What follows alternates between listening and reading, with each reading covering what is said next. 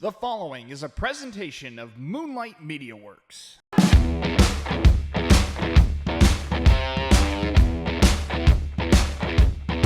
Hello and welcome in to another edition of the Janus Show, a Moonlight Media Works production. It is the Friday, March 20th, recording this on the 19th. It is day one of the tournament here in my timeline. It'll be day two of the NCAA men's tournament tomorrow when you guys see this.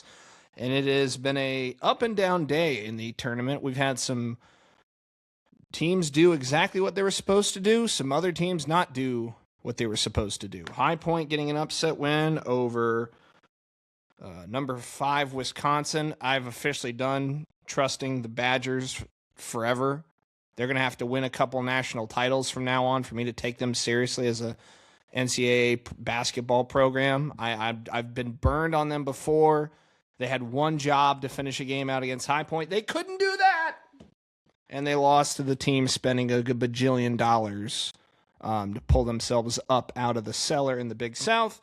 You've got VCU upsetting North Carolina, though North Carolina had not been playing good ball for a while now without Wilson in the lineup there. And to be honest with you, that's not terribly much of a surprise. Most other teams throughout the day kind of took things in stride. McNeese had a great game against Vanderbilt, ultimately came up short there. Nebraska gets its first tournament win. Several of the other big seeds like Michigan State took care of business, and Duke almost completely tripped and fell on their own face and lost to a 16 seed in Siena, but they pulled it out late. Not giving much confidence to anybody who spoke so highly of Duke. And as somebody who did pick Duke to go to the Final Four, less confident that they'll be there after a performance like that. They're already banged up, which I believe that they still had enough high-end talent to get over the hump. Really wasn't impressed by that performance overall, even from the high-end talent that bailed them out in the end. Lots more we'll cover on next week's show as we are in the thick of the tournament by that point. We had the Tuesday show, the bonus show this week, the special edition show, breaking down the entire bracket. So far, the last couple of years, the opening week or the opening day has not been particularly kind to me, but I ultimately end up right where I need to be in most of my bracket challenges by the end. So nothing too crazy to write home about there. Should be interesting tomorrow. The Huskies, my UConn Huskies, the team I want to see win the national title. They play at 10 p.m. against Furman. There's some other notable games going on tomorrow. You got the other one seeds. You got Arizona in action. Florida will be in action. You know, there'll be some good games. I think the night slate and the afternoon slate to today's action wasn't particularly strong. But that will keep it where it is for the tournament talk this week's show. We've got a couple other things to wrap up that we've been covering for the last couple of weeks. The WBC final was played on Tuesday. Tip of the cap goes to Venezuela for pulling out the win. Ultimately, the Team USA's bats go cold for too long in that game, despite a very clutch performance by Bryce Harper, who had 2 hits, including a 2-run shot to tie it. Thought that was going to be the momentum that the United States needed to get over the hump. But ultimately, Venezuela's bullpen was incredible. Willer Abreu was clutch at the plate for them as well. They put together a great tournament and ultimately did just enough to win against Team USA, who, look, there's no doubt about it. There were underperformances up and down that roster, whether you want to look directly at Aaron Judge or Cal Raleigh going hitless, Alex Bregman struggling a bit. Bryce Harper up until the last couple of games was struggling at the plate, and I think he finally found something in the last couple of games, but he was still behind the 8 ball for much of that. But great performances from the Team USA roster from guys like Paul Skeens, Roman Anthony, Gunnar Henderson, Bobby Witt, and Bryce Terang. Those guys all performed as advertised or above advertised. So a lot of really exciting players that will come back around, hopefully get a chance to play in the Olympics. Still a lot to be discussed there. One thing that came out of Rob Manfred's mouth that I can't believe I'm saying it. I agree with Rob Manfred on something. I very seldom do. A couple of the rules changes over the last couple of years have worked. Some of the other things about realignment and stuff, don't love that. I don't love Rob Manfred as a commissioner, but I'm going to give him credit here. Mark it down this day, March 20th. I agree. He proposed the thought of the idea of the WBC being played at the All-Star break. And I have to tell you, I think every 3 years, or, the timeline we could do at the All-Star break, I think it would work. I actually like the MLB All-Star game as it exists right now. I think it's the only All-Star game amongst the big four sports that's worth playing, honestly. But the WBC, much like we talked about with the Four Nations not too long ago, is something that deserves to have, as much participation as possible. And I think you saw just how much fan bases and players alike care about this tournament. So what we do is instead we take it at the All-Star break. You have guys that aren't worried about, getting in season shape, getting their timing right. They've already played for a couple months. They're at the All-Star break. They're already through the season. So they're 81 games in. Go ahead and put them in play. You get 7 games. So basically, you probably have to extend the All-Star break maybe by a week or so, unless you try to just stack it a certain way to get or you shorten the length of the tournament down. Not sure which, but the idea of getting maximum player participation from all these countries would be a plus. I think it'd be a little easier to handle on insurance reasons as well, because at the beginning of the season, I would imagine, without being an insurance expert, never pretended to be, that the cost would be higher at the beginning of the year than at the middle of the year. Logically, less that you'd have to pay out for if a guy got hurt in the series during the middle of the year.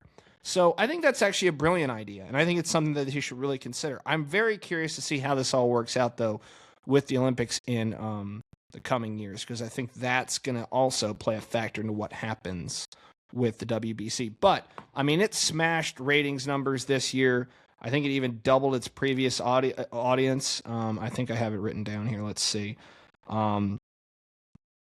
The official viewership on Fox was viewed by 10,784,000 viewers. I think it peaked at that. And nearly 5.4 million people watched in Japan defeat the Americans in 2023. So yeah, doubling their audience. That's a huge win for both Fox, Major League Baseball, and the WBC. And I think if we have done anything well since the Collins Janus show launched and we started talking about the WBC, I spent the weekend in Houston, I think we have told the story really well that people are real baseball fans. And I know there are fans on there that are like, I only care if I can have the Mets win, and I don't want to see Edwin Diaz go down ever again because of this stupid made-up tournament. Like, I get your resentment. I do get your resentment, but you're wrong. I get your resentment, but you're wrong. And I would probably have that exact reaction if it had been Roman Anthony or Willie Abreu. But it's still wrong. It's still wrong for me to say that we should take it away because it ruined my season. That's just not the way this works. So moving it to the All-Star break would be a great idea. I think we're all in agreement that, these players are into it. Bryce Harper expressed that, expressed that. I think he made the statement today. The game of the game of baseball won because of the WBC. Obviously Venezuela did, but the game as a whole did. I think it really, and I think it surprised a lot of people. I think a lot of people looked at this coming into this year as like, oh, remember when Shohei struck out Trout? That was kind of fun. No, I think you saw, again, much like we talked about with the Four Nations earlier on in the year, tangible building block moment with the 1 in 23 when Trout and the guys went down in Florida and they lost to Japan in the final. There was a real buzz there. You had Trey Turner hitting home runs everywhere. You had Mookie Betts out there. You had Arenado. You had all these guys contributing, and it was a lot of fun, and it built real entertainment value. And I think there was a real buzz there. And then this year's roster was supposed to be even better, and in a lot of ways, on paper, it was. But ultimately, it's the same result. You get to the championship game 2 years in a row, or 2 times in a row, and come up short against, in this case, maybe not an opponent that every household would have expected, but if you're a true baseball fan, it's not hard to convince people like Eduardo Rodriguez, Ronald Acuna Jr., Willie Abreu. You can go up and down that lineup, and there's guys that contribute on Major League Baseball rosters all over the place. They're well coached. A A lot of people in that I mean, Miggy's over in that dugout. I mean, there are guys over there that really care about the game. And the game is in good hands with this crop of players. And I mean, you heard guys like Judge, DeRosa, and other guys talk about the years to come with this WBC. You've got so many young, talented players like a Bobby Witt, like a Gunnar Henderson, like a Roman Anthony, like a Pete Crow Armstrong. Those guys are going to be around, barring injury or something else. You know, those guys are going to be the flagpole, the basis of this operation going forward. And that's encouraging. Paul Skeens, Griffin Jacks, guys like that are going to make a difference for years to come in this tournament. So I think it's a great thing. I'd love to see more of it. Major success to the WBC. Let's go through our topic tonight, moving away from, well, actually, we have one more sports topic, and then we have an outside topic. We're going to incorporate more of these into the show. We're just in a very sports busy calendar. If you loved what we talked about a couple weeks ago with some of the TV movie drama, there's plenty of that going around. But right now, it's a little tough to work it all in. We also have coming up later tonight in this episode, or today in this episode, you have the MLB Season Predictions show. We said we were bringing it to you. We are. Even in the midst of March Madness, we are crazy enough to be like, opening day is next Thursday. We got to talk about baseball. So we'll do just that here in just a few moments. There are two weird sports stories that came up this week. First being Jack Hughes, the golden goal scorer for the United States in the Olympics, came out and publicly showed his displeasure with the Hockey Hall of Fame having the puck from the gold game. Basically, I don't think a lot of people recognize that he didn't have possession of the puck at any point. And he basically said, I think it should be mine. I want the puck. I scored it. And the Hockey Hall of Fame is, with all due respect, it was never his to begin with, and we'll hold it here. To be honest with you, this is where I come down with it. It's not like baseball where you hit a home run and the ball goes into the stands and it's anybody's game. That puck's on the ice. And to be honest with you, that puck belongs to Jack Hughes. Now, logically, the way I think this should be handled is it should be Jack Hughes' to decide what to do with it. I think the honorable thing to do would be allow it to be on display at the Hockey Hall of Fame. You know, if he wants to loan it out at different points, loan out the puck. But that's the most important thing that young man will ever do in his career, most likely. He may even win a Stanley Cup with somebody. I doubt it'd be the Devils.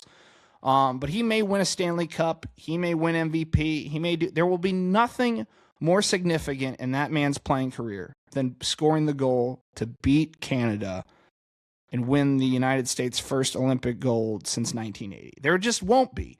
And I get why the Hockey Hall of Fame wants to preserve that and keep it safe and all that, but it's not theirs to decide, ultimately.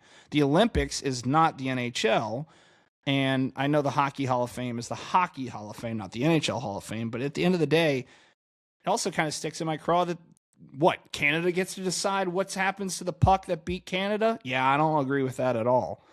I mean, there are certain milestones in players' careers that I think the ball should go back to the player, and in this case, the puck. Hit 3,000 should go back to a player if they want to put it in the Hall of Fame. And those certain, when a player dies, I think a lot of that stuff should go to the Hall of Fame. But Jack Hughes is in the prime of his life. He scored the most important goal of his life. He wants the puck. It should be his choice to see what happens to it. He didn't throw it into the stands and somebody gave it to the Hall of Fame or sold it to the Hall of Fame. It was on the ice. I don't know who grabbed it. That's a great question. I always love when they do those feature pieces about who grabbed the ball or who did this or who got it. Like with the Mark McGwire home run, when he broke Maris's record, you had the club, one of the clubhouse kids that was working, or might have been a grounds crew kid, was in left field, and when that ball went over the fence, he's booking it to go get it, and he delivered it to McGwire, and McGwire, I'm sure, and the Cardinals took care of that kid. I believe they did in the 30 for 30 they did on Long Gone Summer. Much maligned 30 for 30. I thought it was good, but I think a lot of people were disappointed by that. But at the same time, I get why he's mad, and he has every right to be mad. So again, give him the puck. Let him make the decision. You're not selling that puck. Now, if he wants to sell that puck, someone smack the shit out of him. I mean, seriously, you're fine on money wise. The other thing that came up this week that is kind of stuck in my craw a little bit here is the idea that jersey retirements in sports. So there are a couple of reasons why this story is so prominent this week.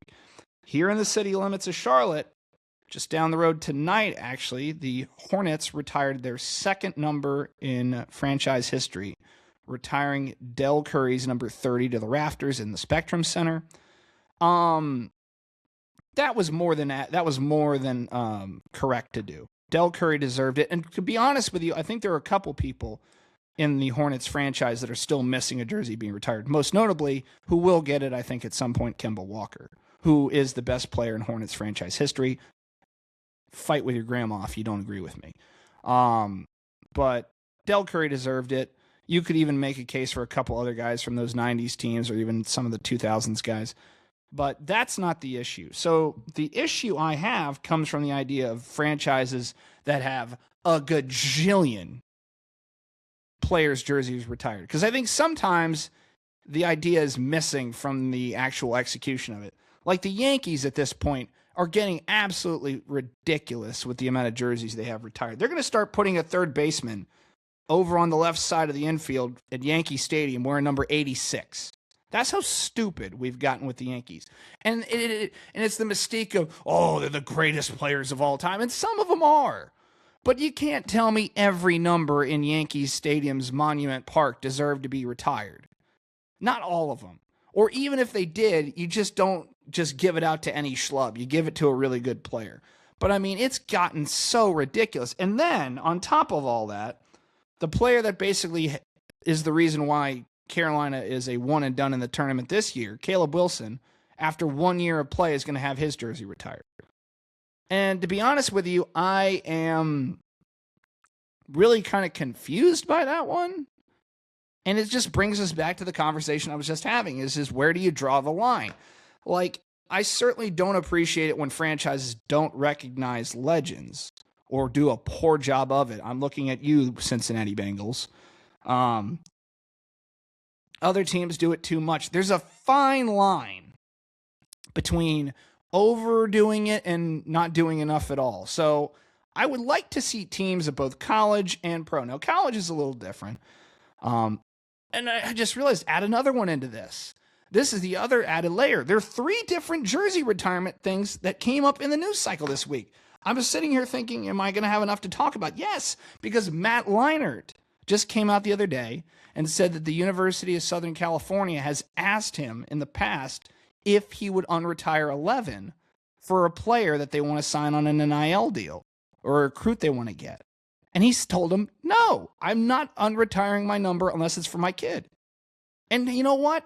Hats off to him. Great job, Matt. That's the way to do it, buddy.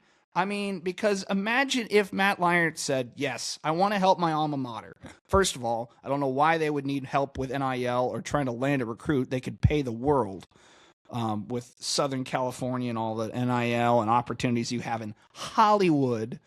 But at the same time, if he said, sure, fine, I'll do that. Now a kid signs up for 1 year, no guarantee that he stays, no letter of, staying, no contract, no nothing. He plays 1 season, he's kind of mid, and he goes and flips off to Oklahoma or something. And Matt Leinart just unretired his jersey, a thing that probably meant the world to him, especially considering that he didn't get it retired in the NFL because he burned out there and just never ultimately had the career that a lot of people thought he was going to have. But he just did that, and, you've tarnished his legacy by putting it on some scrub who wasn't worth it, who ran and chased a bag somewhere else. So no, I would never unretire my jersey unless it was for my child. Seriously. So hats off to Leinart. Again, colleges need to be more responsible with it too. Some players, obviously, it's clear. And there's a lot of numbers that don't get used, and you can make it work in college. But in the pro level, especially non-football sports, it's getting a bit ridiculous. We have to be more responsible as a sports society to go, no, you don't need to retire number 58. Yankees, throw a pair. Man up. Say no. That guy doesn't need it. You can figure out another way to sell $800 tickets for a Tuesday game in the middle of April. You know, I mean, don't need to bring, you know, what are they going to retire next? Greg Bird jerseys? They're going to put Luke Voigt's jersey up in the rafters at Yankee Stadium, number 59 or whatever. I mean, this is ridiculous. Let's dial it back, okay? Let's just dial it back. Last thing before we get into our MLB prediction show is a story that got my ire up a little bit. If you haven't figured out, all these kind of get my ire up a little bit, because when I talk about things that I like, y'all don't really seem to interact with it much. You like to see me get loud and get my arms moving around, very Italian-like, which I'm 25%. Thank you, Italy, for helping us get to the WBC final. Val Kilmer, great actor who passed away a couple years ago from his battle with, I believe it was throat cancer, is cast in a movie that was, I think, originally cast back in 2020, but because he passed away before they filmed or did the principal photography of it, is now going to be portrayed in the movie by AI. He's going to be resurrected in As Deep as the Grave, a movie that's, you know, apparently being put together right now as a Catholic priest and Native American spiritualist. You can tell I didn't understand what the movie was about and didn't even really dig too deep into the actual plot of said movie. But the fact of the matter is, we have a family of a deceased acting legend agree to basically say, sure, he's gone, he loved the movie, put him in there, AI him up. And I hate to be the police on something like this, but I feel like nobody else is doing it. This is not good. I understand the family gave their blessing, and they're the only ones that are allowed to make this decision. I'm not allowed to make this decision. I'm here to say to the filmmakers and people involved that if a person didn't start a film or didn't do most of the film, you should not be doing this. I know there were situations with the last Star Wars franchise when Carrie Fisher passed away before they completed one of the last movies, if not the last movie, and they used some trickeration to get around that, which is fine because I believe she did shoot a lot of it and they had to work around what she didn't finish. But at the end of the day, I really don't want to see a slippery slope start with this stuff. It's bad enough that we have to start. We don't have any government guidelines about AI. We don't have any, you know, international ideas about, hey guys, let's chill with the AI. We're having kids in medical school now using AI to help pass tests and things that have already been reported upon. We have people filming people in public with AI meta glasses or whatever. We don't have any rules in place to stop that. So the first place we might actually make a dent in this is through art. And some artists like Wolfgang Van Halen, a musician, has said that AI needs to stay far, far away from music. Now, there are exceptions to every rule, and there are exceptions to this. There was an adaptive AI learning software that helped the Beatles clean up audio on a John Lennon demo that ultimately became Now and Then. That was very controversial at the time, but ultimately was a worthwhile contribution, I think, to the Beatles catalog, the last Beatles song that could all be featured on, and to get one more song as good as that was worth it in the grand scheme of things. Maybe not to everybody, but I don't believe that the headline was going to be AI created a Beatles song. That's not what happened. The software learned John's voice so they could help adjust the audio and adjust the ability to clean the audio off an old tape so that they could hear parts that had gone quieter and faded, and it helped make for a better overall audio piece to work with for the rest of the demo. So that's a situation where I can see it being fine. What I don't really want And this even started actually a couple years ago because there was the idea of hologram musicians. There was the Dio family of Ronnie James Dio doing the hologram Dio tour. And I think also for ABBA was supposed to have a hologram. I'm not sure where that stands now. Kiss supposedly has holograms that they're going to roll out in some form or fashion. And to be honest with you, I just don't really want it. I'm not, again, Kiss is different because it's an avatar thing and it's not a hologram, it's an avatar. I should clarify before Gene Simmons calls me. It is an avatar, so it's basically a character. They're using the personas as characters. That's one thing. But I really do have a problem with recreating a dead musician or actor because, there have been instances where it's like, other people had talked about wanting to do stuff like this, but ultimately I just don't think it makes a ton of sense. And I think it also opens the door. And this is the big reason why people like me get on the horn about AI. Because I have friends that are like, no, AI is great. AI is great. It's going to help us all out. It may, but we have to be the ones to put the walls up first. It can't, we as a society can't be, give them an inch, they let them take 10 feet. That can't be the way we do this. We have to roll things out slowly. If you just leave Pandora's box open, you have everything get out.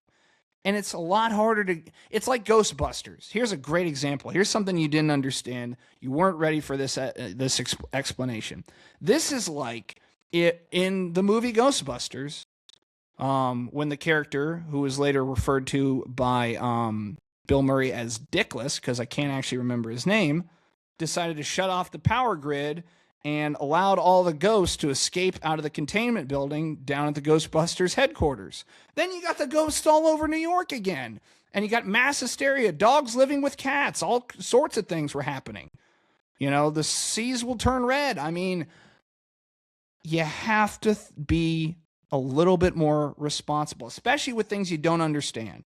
And we don't have a firm enough grasp on AI. And I'm talking about me and the politician and the plumber and the congressman and the local veterinarian. We don't all have a grasp on AI.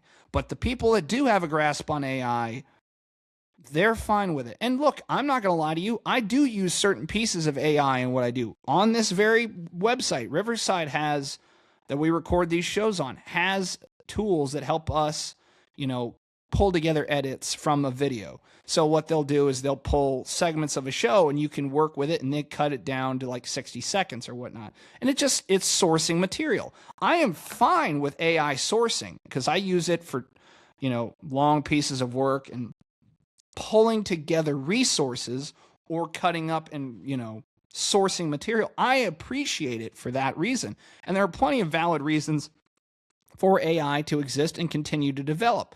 What we cannot allow is AI to be more than a tool. AI has to be a tool. It cannot be the whole thing. You start a dangerous precedent when you allow these things to get out in an uncontrolled manner. And it would take, real legislature to get control of it. That's something I would like to see. I don't know that it's going to happen because I think enough people are more than fine with letting it just run wild until it happens. But people are going to lose jobs. Careers are going to be changed. Fields are going to be changed forever. And I'm not saying anything that wasn't said by people in the 90s when the internet came out. But I just think this is a little bit more open-ended because of the adaptive learning nature of AI. It's only going to get better and it's only going to get more problematic if we as a people don't get on this and go, look, there are guidelines, there are rules, there are things that we should not allow. There just shouldn't be this much free reign to this stuff. We don't have this much free reign to all these different industries. We talk about job-cutting regulations in different industries all the time, but we let AI just go ham, stupid, crazy, like it's fine. And I don't mean to sound overly political or overly, faux poignant, but the fact is, I have real concern, as do so many other millions of people have real concern. And yes, in the short term, I do love some of the easier parts of it. But we as a people have to all collectively come together and go, look, this is fine, but you need to play in this sandbox. You can't have the entire playground. There you go. That's my long-winded point. Now, to one of our reoccurring segments of the week, it's time for What's Got My Attention This Week. And actually, this was a kind of lighthearted one. I've gotten back into some TV watching, catching up on some series, some films, and other things. I'm woefully behind on watching things over the last couple of years that I've wanted to see, whether it was in the theaters or I didn't have a subscription service to or whatever. And I've been digging into HBO, and there's so many series that I missed the boat on because I didn't grow up with HBO. But through HBO Go, HBO Go, I had that as a kid or whatever for a little bit.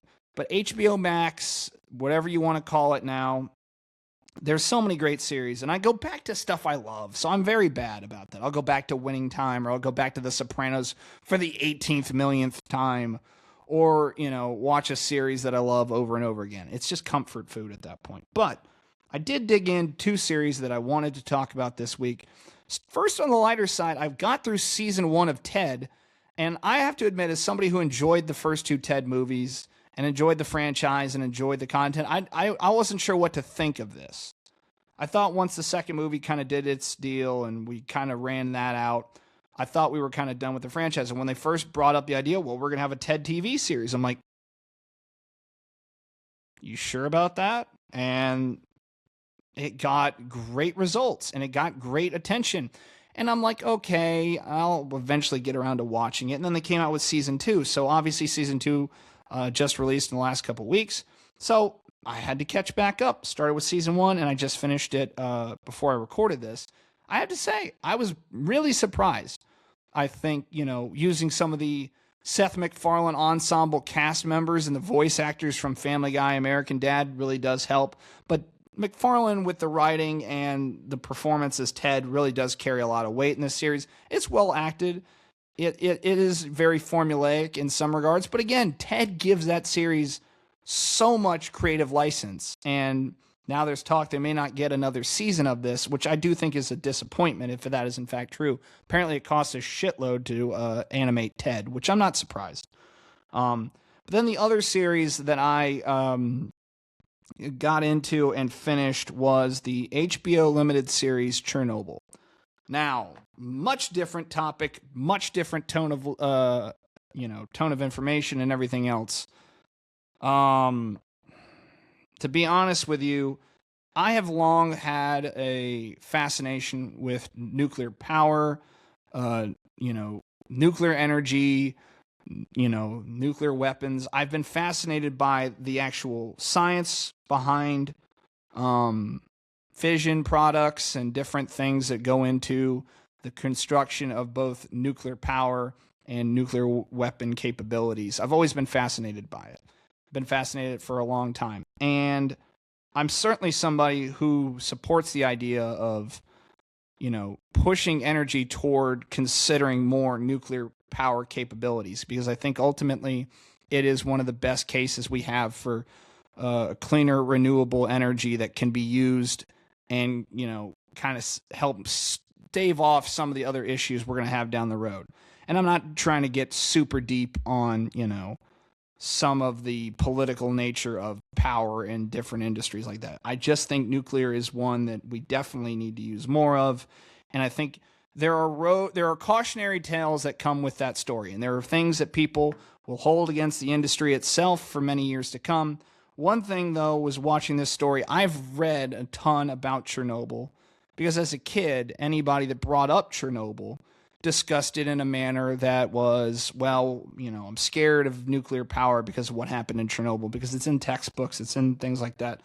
But reality being what it was, there are so many factors that ultimately led to that situation that, make it so much more unique than some of the issues that have happened around the world. Even, HBO just came out with another documentary. It came out with an actual documentary about Fukushima that's either just released or is about to release. The one from the tsunami in Japan, where you had multiple situations happen at a plant with multiple reactors. And of course, when it comes back to this country, there's all other, there's concerns from looking at the way the world around us does nuclear power. And Chernobyl is a series that, while it does fictionalize portions of it, and there's a great channel on YouTube that'll break it down even better than I can, piece by piece, as to what they got right and what they got wrong. And it's a channel called History Buffs, and I'm actually going to tag them down in the description of this video, and I'm going to tag that video. I think he did a phenomenal job overall. I think mostly the major takeaways were, some of the characters have been created to tell the story of multiple people. I think one of the things that I found the most fascinating, I think the most endearing of a series like that, is telling the human sacrifice is made by people of, Russia and Ukraine to ultimately overcome what was a tragic accident that ultimately went awry due to a number of factors, from the top level of the USSR at the time down to the people working in that plant that night. I think what really made it interesting was the efforts to try to rectify a situation by the people that were tasked to do it. And you hear the stories of the people that dove into the, underneath the reactor to empty out the water so it wouldn't create a further explosion after the containment building not a containment building. The roof got blown off the reactor. There was no containment building there in Chernobyl. Or you could go talk about the people that dug the mine to try to keep the groundwater from being contaminated, that ultimately didn't end up fixing the problem at all, but they didn't know that at the time. And you realize that those people were contaminated, and they did a job that they knew they could die from. And the act of the hospital workers. It's a very telling story. And it also gives a fairly accurate representation of the night of the actual accident, which has been well documented. If you're curious about it, you can read versus watching. And I always encourage anybody with real historical information, understand Hollywood takes creative license. There are individual biases concerned with all of them, and those are fine in making a film or making a series, as long as the people that go and see them do their own research. What's dangerous is when you tell people this is exactly what happened, and it's not true. I don't think anybody with Chernobyl necessarily, the series on HBO, said that specifically, and they had a whole podcast series out about each episode they created. But I think overall is an interesting story to tell. Maybe misleading in the conditions and some of the other physical adaptations that came from exposure and other things like that. That's overly gory and unnecessary. And, radiation exposure and illness is enough to, be gory on its own without needing to be dramatized. But in the other case, it's misleading to people that don't understand the story in full. So I'm not saying it's perfect, but I had never watched it, and I felt myself, really wrapped up in the story, and I enjoyed the way they presented it as far as a piece of working film. Well shot, great cinematic representations of the time period, set design. A lot of those things were phenomenal. Again, like I said, my issues always come back to historical accuracy, and History Buffs, who I will tag, has a great video on that. And there's other well-documented pieces out there as far as to what actually happened. But overall, I think they got the broad strokes pretty damn good in telling that story. But, there's always Hollywood fictionalization and dramatization to any story you tell, and that's just important for anybody that wants to watch it. That's my recommendation. Do your homework before you watch it. I've done it, so I could sit there and go, that's not entirely accurate. That's shaky on detail a little bit. But the performance is also well cast. There's a young Barry Keoghan in it. You have Richard Harris's son. I believe his name might be Jared. I can't remember his name now off the top of my head. There's some great actors in it. And I think they do a phenomenal job with the material they were given. So check those series out if you're looking for something to watch and you have HBO Max. If you don't, I don't know, find the clips on YouTube. There are plenty of great pieces on YouTube that'll also do some work for you. Okay, part one done. Now Part 2. It is our Major League Baseball season prediction show as we go division by division. Lots of notes here as we break our way down all the way to a World Series matchup. Spoiler alert, the World Series may not be as predictable as you think this year. And we will also give you the AL, NL Rookie of the Year, as well as AL and NL MVP, AL and NL Cy Young Award winners as well. So we'll start first with the National League, the Senior League. We'll go with them first across the divisions, starting first with the NL East. This one might have been my most difficult to have predicted. We'll start first, bottom to top. We'll go with the 5th place finish of the Washington Nationals. They fired Davey Martinez last year for ultimately spinning wheels, while the franchise itself and the front office did not give Davey a ton of help in the offseasons the last couple of years to build around James Wood, C.J. Abrams, Mackenzie Gore, who's now a Texas Ranger. They did not give Davey a lot of pieces to ultimately build off a team that back in 2019 won a World Series. And I understand that they gave Davey leeway for that, but they didn't give him the pieces to help get him to that next level. So I do take issue with the way the Nationals did business, and I don't think they're going to finish above last in this division because the teams above them are better. Starting first with number 4, it is the Miami Marlins. Young team, there's pieces to like. They're still far off from actually competing for the top of this division. Now here's where it gets difficult. Number 3 is Atlanta. I know a lot of people are going to throw stuff at their camera right now or their phone or at their computer because I picked Atlanta 3rd. Look, here's the deal. The pitching's not there. The pitching health isn't there. The pitching depth isn't there. You're asking an awful lot of guys with spotty health histories in the past. I love Chris Sale as much, maybe more than anybody not related to Chris Sale. For many years, he was my favorite player while he was a Red Sox, even when he couldn't stay on the field for 5 minutes. I own his jersey. I'm a fan. I grew up watching him with the White Sox. I was so excited when the Red Sox got him. All those things are true. You're still asking an awful lot of a guy who got hurt and has been hurt. But even if it's not him, there's still so many other questions about that rotation. I think the bigger questions go from the back of that rotation on. They're already banged up coming into the season. They never got off the ground last season, and they add Walt Weiss as the manager. So Brian Snitker is out. They don't really try that hard, if I'm being honest, with the way they did their manager search, and they hired Brian's bench coach. Now, do I believe in second chances for guys like Walt Weiss? Sure. But I can't sit here and give you a roaring endorsement of a guy who his entire tenure of Colorado could basically be a big question mark because the Rockies were such a poorly run organization and still are. So I can't do anything better than 3rd until I'm shown otherwise. And Chris Sale may have another Cy Young season. I hope he does. Still one of my favorite players in Major League Baseball to this day. He has a fan in me forever. Doesn't mean, just because he's in Atlanta, doesn't change that for me. But I have questions about the 4 other guys in that rotation. That core is getting older. Ozzie Albies hasn't been the same player for the last couple years. I think there are guys ultimately that are starting to get up there to the point like, well, it's win or now, or what are we doing?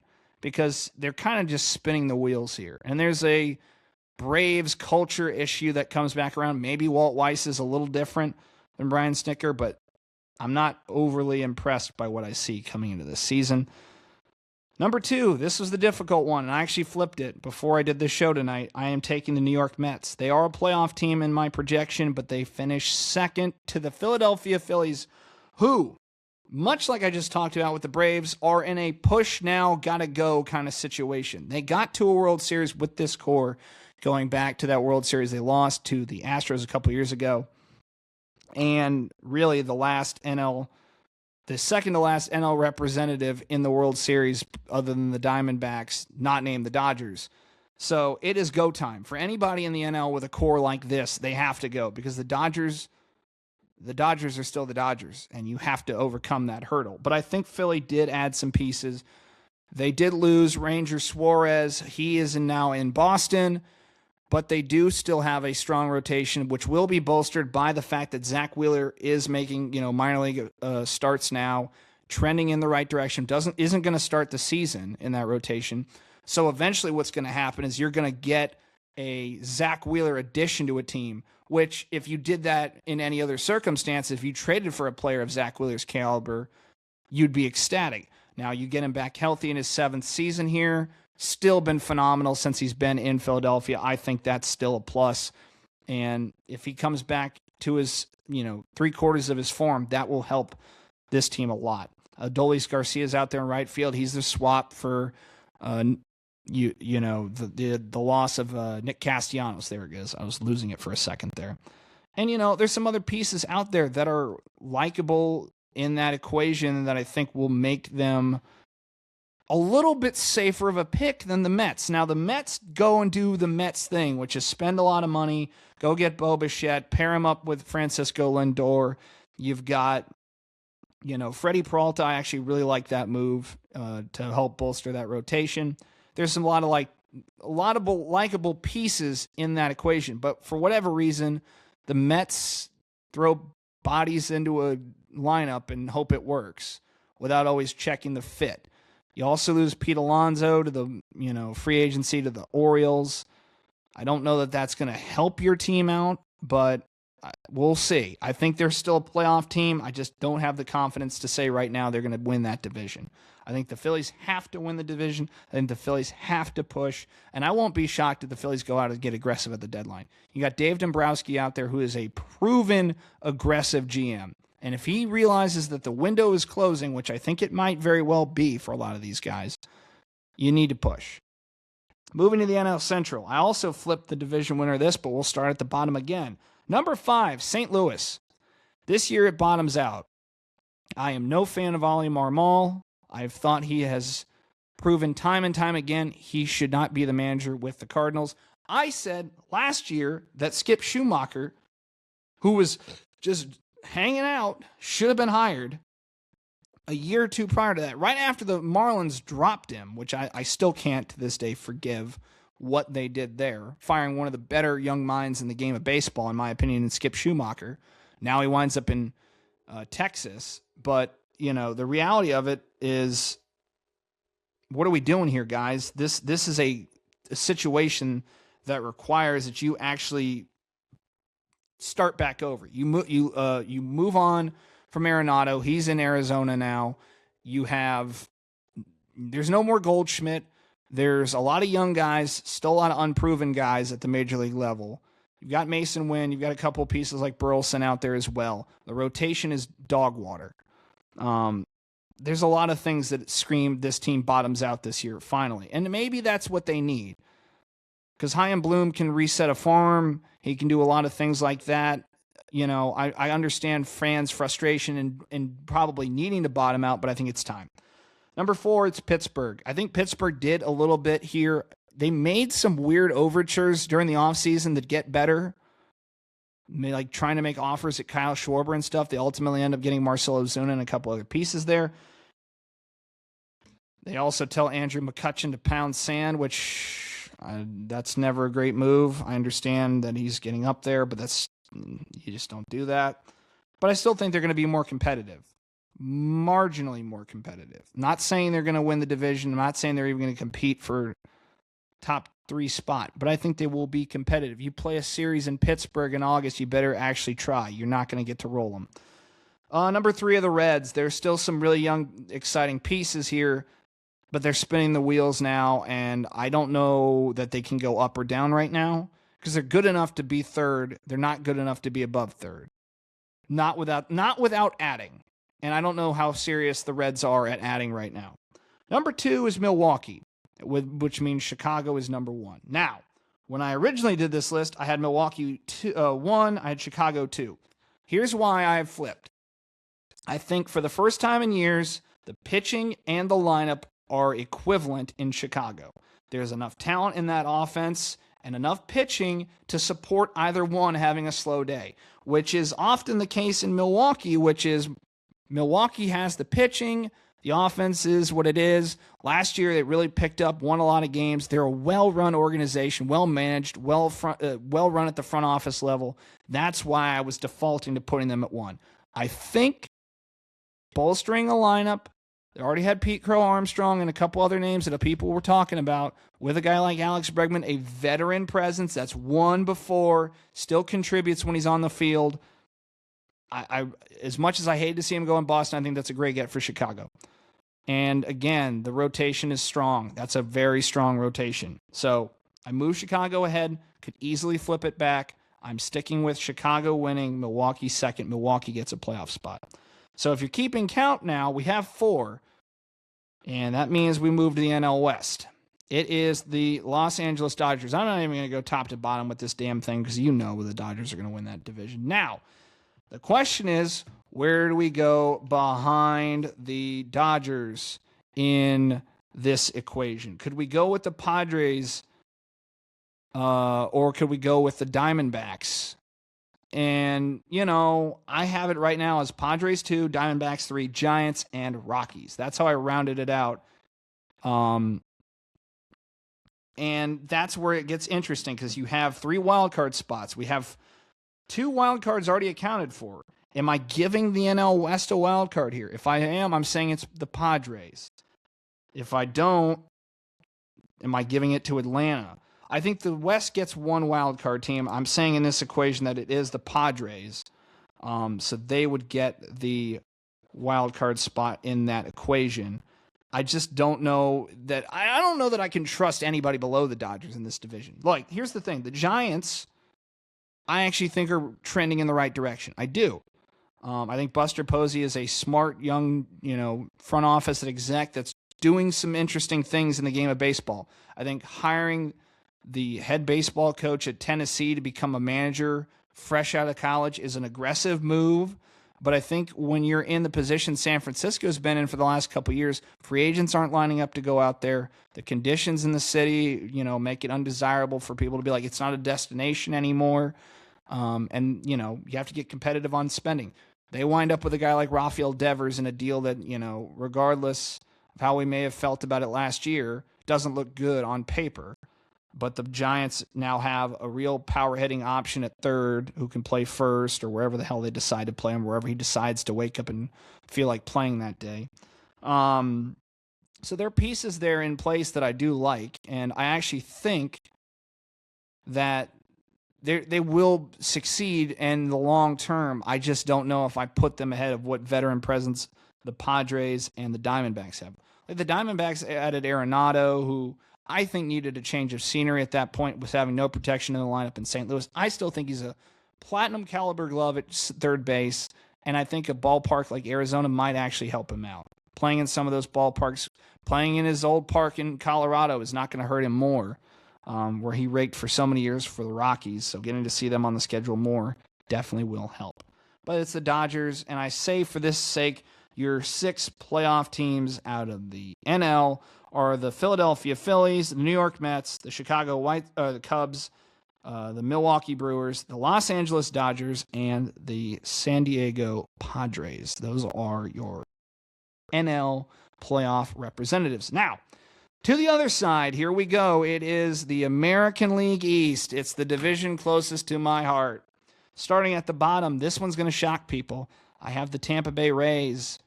Now, maybe that's not as shocking as I have alluded to, but this is the year Tampa Bay bottoms out, much like I said with St. Louis. Now, there's some fun pieces there. Junior Caminero can play, and he might hit 54 home runs in that lineup. I mean, he's a phenomenal player. He's a building block. You don't move him. I just think ultimately the magic and the high baseball IQ takes a dip this year. I think the rest of the division got better in different aspects where they couldn't, wouldn't, shouldn't. They had to rebuild a stadium. They had to do all these different things. The future may still be bright because that's a smart organization. And you'll hear me say this a lot during these shows. I put faith in smart organizations because everybody's talented. Like, we talk about pro sports like, this team's, you'll hear people say they're not talented. These are world-class athletes, most of them the best from wherever they came from. And that goes for all sports, whether it's basketball, football, baseball, hockey. these are not scrubs. Most of them aren't. Now, you can sit there and nitpick a couple every once in a while. Some guys make it to the league, burn out. They shouldn't have been there. They were misevaluated. That's fine. But at the end of the day, everybody has talent. Now, some have more, some have less. But what I always see play out in teams that are really consistent and, really well run is maximizing what they have with the budget they have. And nobody does it better than Tampa Bay. But I think this year, the talent level around them by spending money was something they couldn't keep up with. And I think it ultimately knocks them back to fifth. They could easily finish fourth. They may even battle for third. But I think this is a team that bottoms out this year, and that's fine. They'll go get more pieces in the draft. They'll continue to build, and they'll be back to where they are. And maybe in a couple of years, if they get a stadium deal put together and they can change the fortune of that franchise, maybe we won't have to have conversations like this. Number 4 is the Baltimore Orioles. So, Pete Alonso, nice get. Still didn't address the rotation nearly enough for my liking. It's as simple as that. I think this ownership group in Baltimore is committed to trying to get better and trying to win. I just don't think they did enough this offseason.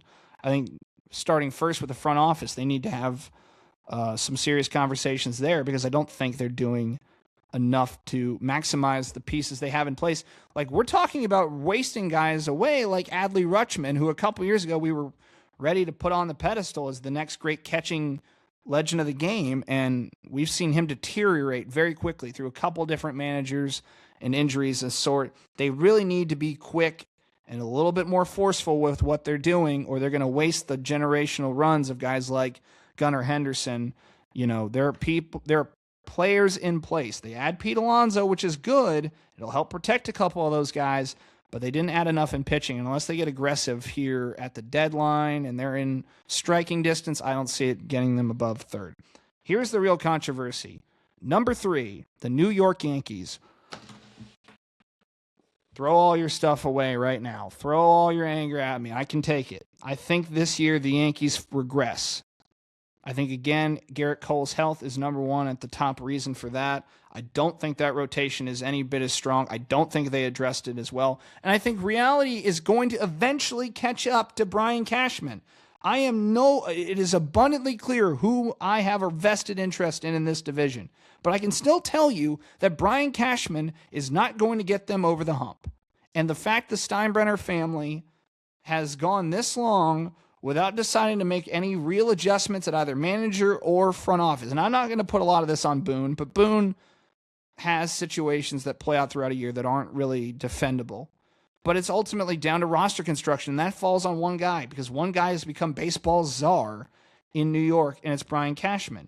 And at some point, the chickens are coming home to roost, and you're going to realize that this isn't enough to get you over the hump and actually win a fucking World Series. That's the point. Win a World Series. That's what the Yankees are built on, quote unquote, even though they haven't won one since the first term of the Obama administration. So go ahead, get mad. You're denying the inevitable. You're delaying the inevitable, and you're denying reality that this lineup and these pieces, as currently constructed, are not going to win a World Series. And dare I say, they're not winning the division, and they may not even finish second. I have Boston at number 2. So again, here's where your fury comes. Yes, losing Alex Bregman hurts the Red Sox in the simplest nature of that's a star, that's a guy, a veteran presence that helped build guys up last year. The difference is, I think this year they will not have to rely so heavily on the offense. The defense and the pitching over the last couple years in Boston has been atrocious in the back end of the rotation and the defensive woes around the diamond for the Red Sox. I mean, a couple years ago, we were talking about this being one of the worst defensive teams we've ever seen, and it was true. And now, adding pieces in there defensively, that will help. You've got corner outfielders now that can play the position. You got Cedar Rafaela. Playing him in his primary position of center field, he is a Gold Glove winning center fielder. You got Will Abreu in right field who can do the exact same thing. Roman Anthony playing in left field is a more than above average glove. I think will eventually be the case. He may not presently be an above average glove. I think he is more than serviceable and will even probably adapt well to playing in left field if that's what they ultimately choose to do, which I believe it is. And I'm expecting a lot, and this is tough. And I've had other people say you might even be able to put him in the AL MVP conversation. You may be able to put the Red Sox up further. I'm not going to do that. I am excited as all get out, especially from what I just saw from Roman Anthony on the Team USA roster. He was a late addition, and he played good enough to win MVP had the United States won. I still think that's a lot of pressure to put on a kid, and it's Boston. They're going to hear about it. If he struggles, they're going to hear about it. I think the fan base is ready for him to be the next guy in line. We moved Devers. Bogarts is gone. Mookie is gone. This is the guy. You've got Marcelo Meyer, who's also in the equation. You got a lot of things in the pitching staff, though, that are really exciting. You have a true number 2 in Ranger Suarez, and you have Sonny Gray, who will stabilize the middle of that rotation. So 1 through 3, I feel a lot better about, because Garrett Crochet almost won the Cy Young last year. I think he will be in that conversation again this year. We'll come up with that a little later on. And not to mention, the back half now includes guys like Johan Oviedo. You've got a whole host of guys behind him, like Peyton Tolley here. Look, I just happen to have his card sitting right up here. Peyton Tolley, Connolly early. You've got guys like that also factor in the equation. You've got Tanner Houck and other guys that are sitting around. Brian Bayo. They have pitching depth in the rotation. The back end of the bullpen is still good with Garrett Whitlock, Aroldis Chapman. I like that. The question comes back down to the lineup. Adding Wilson Contreras does help. Adding Caleb Durbin, I think, will also help. I think putting Cedon out in his primary position and not having to play him at second will help. I think if you get just enough out of guys like Trevor Story and, a couple other guys in that lineup, you are looking at a formidable lineup with a really good rotation and much better defense than we've seen. But it all brings me back to my number 1, which is Toronto. I think Toronto still has enough pieces from last year's team to be considered the number 1 in this division right now. I know they lost Bo Bichette. They added Dylan Cease to an already formidable rotation. Trey Yesavage had a star-making performance in the postseason, and I think he's only going to go up from there. If you watched him like I did at East Carolina, you know how good this kid can be, and you saw him do it at the highest level. Had the Blue Jays won that World Series, he's probably MVP. That's not a crazy argument to have. I think Toronto is in the conversation. I think they're in the title conversation again this year. I think they have a really good core there. I think they're building something. They may even get aggressive and add to this at the deadline. But I think the core pieces right now are enough to give them the division. Moving to the AL Central. This one is also tricky. Starting at the bottom, going to the top, it's Chicago. Not much to write home about there. Maybe Murakami, the third baseman they required from the Japanese national team over from Japan. I believe his name is Murakami. I'm trying to remember his. I just looked it up a minute ago. I butcher names on this show, and people. It's very unprofessional of me to do that. But you know what? This is always a bit more of a free form kind of discussion anyway. It's Minetaka Murakami was the big get for them. God, he was born in 2000. I'm so old. He is their big get in the offseason, and he's been a big player for the Japanese national team and in the league in Japan. I believe he's played for a couple different franchises, so I'm not going to sit here and try to butcher that. He's an interesting get. Doesn't help. They're not going to be good. They're just not serious. Number 4, another team not serious, but we'll have more pieces worth a while and worth watching. Minnesota. Byron Buxton, Joe Ryan, Ryan Jeffers. You still got things to like there, but they just don't care either. They're back to regressing back down, and I hate that because baseball fans in Minnesota deserve better, as they do in Chicago and Pittsburgh and in all these different markets that absolutely have owners that don't give a shit, but that's beside the point. None more evident than the A's, who I've ranted and raved about on podcasts for years, but we'll get to them. Number 3, Cleveland. This is where the controversy starts. Cleveland falls back to 3 for me. I think they've gotten a lot out of guys that overplayed and overdid for the last couple of years. There's still pieces to like. There's still a Steven Kwan. There's still a Jose Ramirez. There's things to like in that equation. The pitching, they just seem to grow it like the Rays did a couple years ago. I just think right now you're going to see a bounce back of my number 2 pick in the division. That's Kansas City. Kansas City to me is a wild card team in more ways than one. I think they will be aggressive. I think they will push. I think Bobby Witt is going to have a phenomenal bounce back year. By all accounts, had a kind of regression year. But we were talking about a team that, a year prior to that was in the playoffs against the Yankees. So I think the Royals will bounce back, and I think they have some really exciting pieces. Cole Reagans is a top line starter that, anybody would be happy to have in the rotation. They've got some veteran pieces there as well that'll help. I just think they ultimately edge out a team like Cleveland. It's not by much, but I think they do get it, and I think they do get in the postseason. I think once they're there, they're a bigger challenge than even people during the regular season will give them credit for. I think it's a bounce back for the Royals. But at the top of the division, I'm going back with Detroit. It's not very deep Y. It's still a very good rotation. Tarek Skubal's antics aside, I still think he's arguably the best pitcher in baseball, and barring something's going on at the deadline or something like that where he just decides to, I'm not coming back here, we're 170, 200, however many $1 million apart negotiation, there should be no reason why, other than health-wise, that rotation shouldn't continue to be at the top of the American League. Offense is still just slightly above average for league average. I went back and looked from last year, and they're just above average in just about every category. I think to get over the hump and actually win something in October, they're going to have to get aggressive in the offensive side of things. And people get mad at me. It's like, we won all those games last year. We were the hottest team for so much. Yeah, you did. But if you really wanted to be a factor in the ALCS as opposed to getting out of the earlier rounds of the postseason, and not having the fall from grace down the stretch there where you barely survived to get in, you have to get more proven talent at the plate. I think you're getting exceptional performances from guys that are asking an awful lot from, and I think they're playing over their heads. So I think at the end of the day, you've got to add another bat to this lineup. You've got to add more pieces. I don't think they did enough in that regard. I think the pitching's fine. The Verlander homecoming will be funny and fun for everybody for a little while. I don't know that it makes that big a damn difference, but they still finish at the top. And lastly, to the AL West, we're wrapping it up here with divisions. It's top to bottom looking, or bottom to top looking like this. The Angels. Next. The Athletics.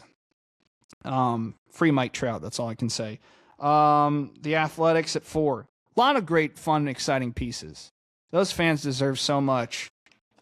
They deserve so much. Guys like Lawrence Butler deserve so much. This is for those curious, this is a PSA 10 gem mint.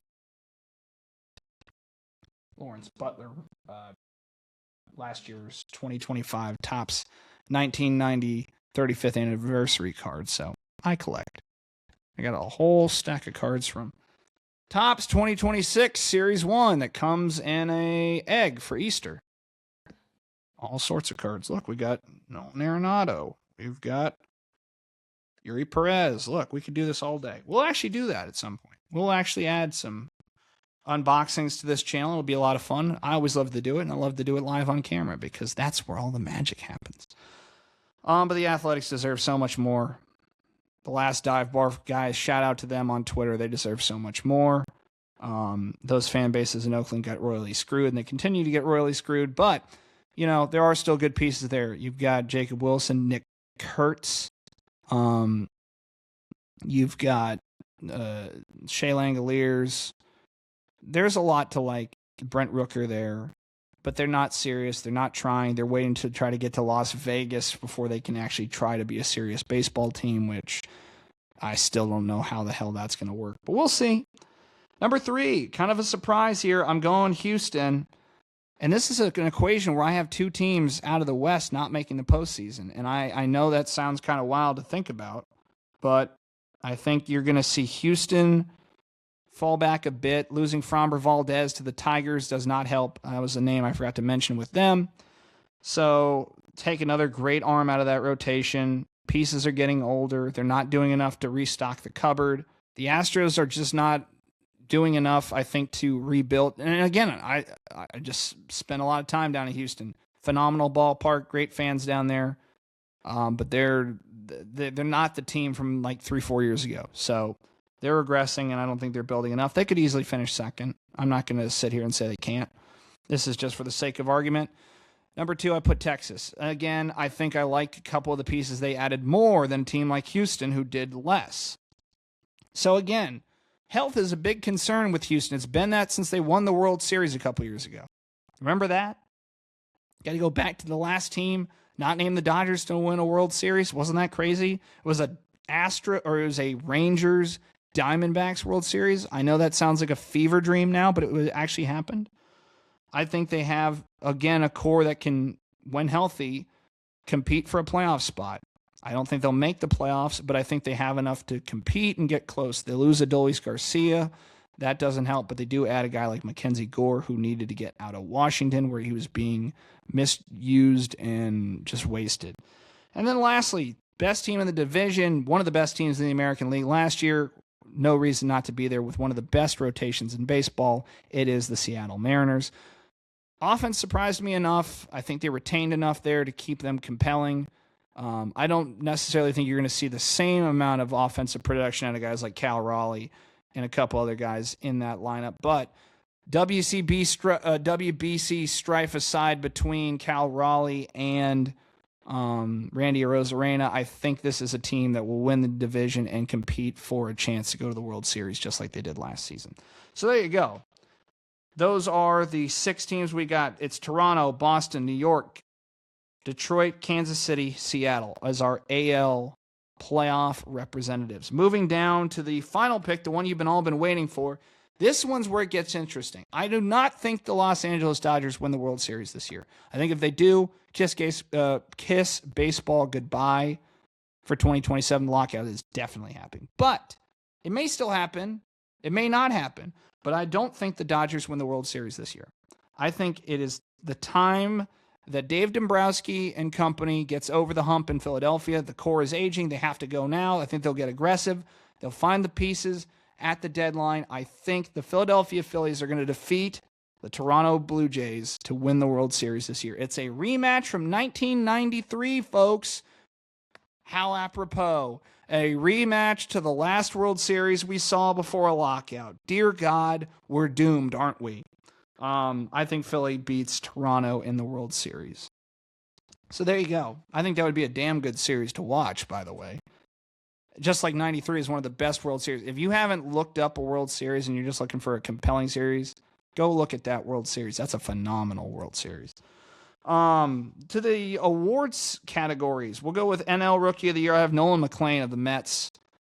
WBC kind of, put him on the stage. Didn't have he was the less heralded member of that equation, but I think he's still a very high end talent that's going to get opportunities to win Rookie of the Year. On the AL side, I have Kevin McGonigal or McGonigal. I've butchered this name. I haven't actually heard it pronounced. I wrote it down because I knew he was going to get a chance to start in Detroit, and for all intents and purposes, he might be the difference maker. I apologize for butchering his name. I didn't look it up. I'm not going to now. I'm recording this at 12:30. Deal with it. AL MVP. I could easily default to Aaron Judge, but I didn't go Aaron Judge. I'm going with Bobby Witt. I'm going to put Bobby Witt in the conversation. I think guys like Junior Caminero, Gunnar Henderson, all have a case to be in this conversation as well. Even a Roman Anthony could work his way into the conversation. But I think Bobby Witt, all-around player, is a stud. I think he will have a bounce back from last season. I think he will be a part of why we talk about the Kansas City Royals being a playoff team in 2026. And I think he wins MVP. Now, granted, they shafted Cal Raleigh last year after breaking all these records for catchers and doing all he did to give it to Aaron Judge. So take that with a big grain of salt and just assume Aaron Judge is going to win it, even though he probably didn't deserve it last year. But that's okay. That's fine. We're moving on. This is a popularity contest. And on the other side, it's Shohei Ohtani in the NL. Sorry. Until Shohei Ohtani is duplicated and put on some other team, it will be Shohei Ohtani's award to win. He's the best player in the world. There's no doubt. I'm not sitting here saying anything that isn't true. He is. It doesn't make for the most compelling storylines. That's fine. Everything he does is interesting as far as what he does on a ball field. I wouldn't take the Dodgers equation out of it. He's still the best player. When he was with the Angels, he was the best player. It's fine. The AL Cy Young Award winner. I have Garrett Crochet. He came very close to winning this award last season, added a new pitch in the offseason that's going to help in his repertoire. And I think backed up by some other guys in that rotation, you'll get to see just how damn good he is in Boston. And on the other side, it's still Paul Skeens' award to lose. Now, there's some compelling cases to be made for some other pitchers in the NL. But I think ultimately Paul Skeens could go out there, win 6 games, and still win this damn award because he's so damn good. And I'll say this. This is something I've said on Twitter. He was a star in the WBC for Team USA. He went to the Air Force Academy, transferred to LSU, dates one of the the celebrity it girls right now with Livy Dunn. That every all the men over like 21 or under or whatever demographic attracts Livy Dunn. Any and all demographics are attracted to Livy Dunn, basically. So I'm not telling you anything out of turn there. The fact is, it is amazing that Paul Skeens is this likable. But is a rare breed of player or athlete or famous person who is so incredibly likable, incredibly humble, and has somehow not poisoned himself to a large portion of the audience. I don't know anybody that's like, you know who I hate? Paul Skeens. Screw that guy. And he could easily be that way, but he's just so damn cool. Inviting the Air Force roster out with Griffin Jacks to help view the WBC for the Team USA side of things. It was a great scene there. He spoke so highly of his representation of the United States and the armed forces in those games, and his interest in wanting to pursue a path as an aviator in the Air Force. So I mean, hats off to Paul Skeens. He's just a likable dude with a really awesome life, and he's going to continue to live it. And you know what? Tip of the cap, bro. Keep it going. So there you go. Those are the Cy Youngs, the MVPs, the Rookie of the Years, the division winners, and the World Series. And that's going to wrap up our show because I have no more words left. My voice is deteriorating. I have done so much talking over the last couple of days, but thank you so, so much. I ask only one thing of you guys after this. Please follow on Facebook, on Instagram, on Twitter, Moonlight Media Works. Subscribe to our YouTube channel. You can follow me on TikTok now. All these things help. We're getting to a point now where everyone that follows and gives, a like, a share, a subscribe helps. It really does. I'm getting to that point. And I don't want to be the guy with the, ringing the bell. Please support my cause or support my thing, because there are a lot of worthwhile channels and things out there to support. If you do like what we do here, help us out a little bit. It does mean a lot to me. It's just me. There's no team of editors. There's no team of writers. It's me, a big dumb yellow legal pad, and my MacBook. That's it. That's it. That's all it is. I bought all this stuff. I bought that. I bought this. I bought that. I bought that. It's me. I make no money off this. I'd like to at some point, maybe. Who knows? But at the end of the day, I like to put out content because it's the content I feel like needs to be out there. And if you guys feel the same way, please like, share, and subscribe. Please tell your friends, tell your family, tell your dog, tell whoever. Thank you guys so much for tuning into each and every show and subscribing and following. For those that do, we appreciate you so much. This has been the Collins Janus Show, a Moonlight Media Works production. We'll see you next week. The preceding episode was a production of Moonlight Media Works.